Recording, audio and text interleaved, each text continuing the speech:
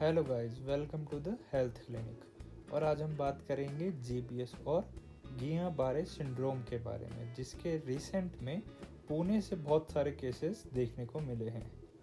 सबसे पहले बात करते हैं जीबीएस की मेडिकल डेफिनेशन की, जो है acute frequently severe polyradiculopathy that is auto immune in nature. Simple भाषा में अक्यूट मतलब जो डिजीज़ बहुत कम समय में डेवलप होती है। पॉलीरेडिकुलोपैथी मतलब जो हमारे नर्वस सिस्टम पर अफेक्ट करती है, और इसका ओरिजिन ऑटो इम्यून होता है। ऑटो इम्यून का मतलब हम आगे वीडियो में समझेंगे। ये डिजीज़ हमारे नर्वस सिस्टम पर अफेक्ट करती है, स्पेशली पेरिफेरल नर्व्स पे। अब सवाल आता है कि जीबीएस क्यों और कैसे होता है। तो जीबीएस मोस्टली देखा जाता है किसी इन्फेक्शन के 1 से 3 हफ्ते बाद। इन्फेक्शन का मतलब है जैसे कि किसी को जीआई ट्रैक्ट का इन्फेक्शन होना, जैसे डायरिया होना, या फिर रेस्पिरेटरी ट्रैक्ट का इन्फेक्शन हो, जैसे कि यूआरटीआई या कॉमन कोल्ड होना। और कभी कभी वैक्सीनेशन से भी जीबीएस हो सकता है। अब सिंपल भाषा में समझते हैं जीबीएस को। जैसे किसी भी फॉरेन एलिमेंट्स या एनिमी को न्यूट्रलाइज करने के लिए हमारी फोर्सेस बुलेट्स का यूज़ करती है।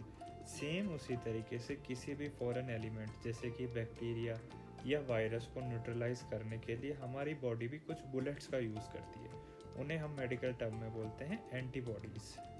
अब ये एंटीबॉडीज़ उस बैक्टीरिया को तो न्यूट्रलाइज कर देती है, लेकिन यही सेम एंटीबॉडीज़ हमारे नर्वस टिश्यू पे भी अटैक करने लगती है, जिसकी वजह से हमारी नर्व जो है वो डैमेज होने लगती है, और इसी प्रोसेस को हम ऑटो इम्यूनिटी बोलते हैं। अब जीबीएस कैसे होता है ये समझने के बाद हम बात करेंगे इसके क्लिनिकल फीचर या लक्षणों के बारे में। जीबीएस में पैरालिसिस अक्सर पैरों से स्टार्ट होती है और ये हमारी बॉडी में ऊपर की तरफ बढ़ती है, तो जिसे हम बोलते हैं असेंडिंग पैरालिसिस। इस पैरालिसिस की एक बात है, इसमें सेंसेशंस इंटैक्ट रहती है, यानी कि आप पैरों में सब कुछ महसूस या फील कर सकते हैं। इसके साथ साथ 50% ऑफ पेशेंट्स में फेशियल पैरालिसिस भी हो सकती है और ब्लैडर का इन्वॉल्वमेंट भी हो सकता है। डिजीज़ के स्टार्टिंग में ही बहुत ज़्यादा वीकनेस होना, या फिर डिजीज़ के स्टार्टिंग में फेशियल पैरालिसिस होना, या फिर पैरालिसिस का बहुत तेज़ी से बढ़ना, तो ये सब पुअर प्रोग्नोस्टिक साइंस होते हैं। इसका मतलब है इसमें पेशेंट की जान को खतरा भी हो सकता है और पेशेंट्स को इसमें वेंटिलेटर की ज़रूरत पड़ सकती है। जीबीएस में पैरालिसिस अक्सर 4 वीक्स और 1 मंथ के अंदर अंदर अपनी मैक्सिमम इंटेंसिटी पे पहुंच जाता है, और उसके बाद पेशेंट्स की रिकवरी स्टार्ट हो जाती है। 85 to 90% पेशेंट्स अपनी फुल रिकवरी कर लेते हैं कुछ महीनों या 1 साल के अंदर अंदर, लेकिन कुछ पेशेंट्स में लंग इन्फेक्शन के कारण कॉम्प्लिकेशन हो सकता है। अब बात करते हैं इन्वेस्टिगेशन और ट्रीटमेंट की।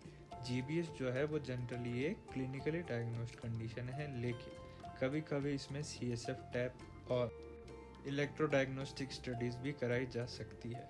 अब रही बात ट्रीटमेंट की, तो ट्रीटमेंट में यूज़ होते हैं इंजेक्शंस, जिसे हम बोलते हैं इंट्रावीनस इम्यूनोग्लोबिन, और दूसरा है एक टेक्निक जिसे हम बोलते हैं प्लाज्मा फेरेसिस। इन दोनों ही चीज़ों से हमारी बॉडी में जो एंटीबॉडीज़ नर्व्स को नुकसान या हार्म पहुंचा रही है, उन्हें न्यूट्रलाइज किया जाता है।